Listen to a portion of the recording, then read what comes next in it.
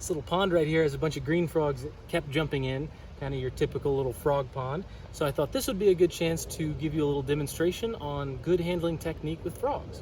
Now, with all amphibians, you want to make sure two things. One, that your hands are free and clear of any bug spray, suntan lotion, anything that might be a chemical that could hurt amphibians, keeping in mind that they'll take it right in through their skin.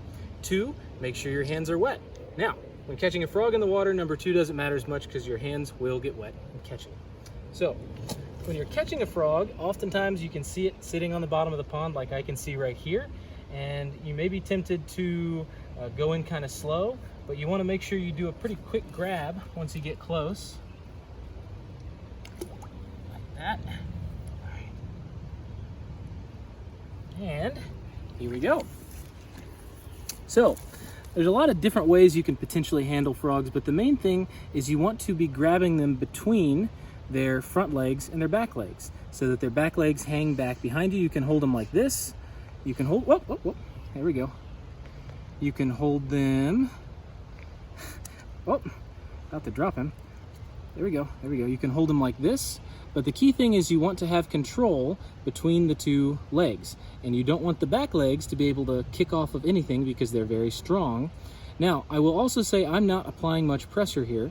I just have a firm but gentle grasp on the frog. You don't need to squeeze them to death to keep hold of them. And if you're not showing them to people, if you're not doing a program to show off the frog, of course you can just keep them, oh, or not. I don't know. Holding frogs above their back legs works especially well for larger frogs like this bullfrog, which really can't be cupped in your hands.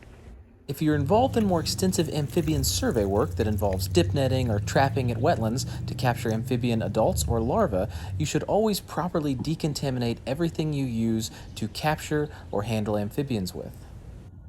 Given the rise in fungal and viral pathogens spreading around amphibian populations, this is a really important step to take, especially if you're working at multiple sites in the same day.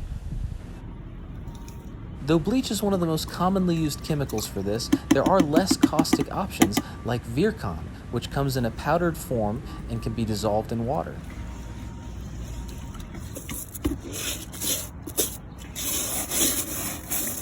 Working with amphibians can be a lot of fun, and there's a lot you can learn from doing it, but just remember, you have to always keep their safety and their well-being in mind.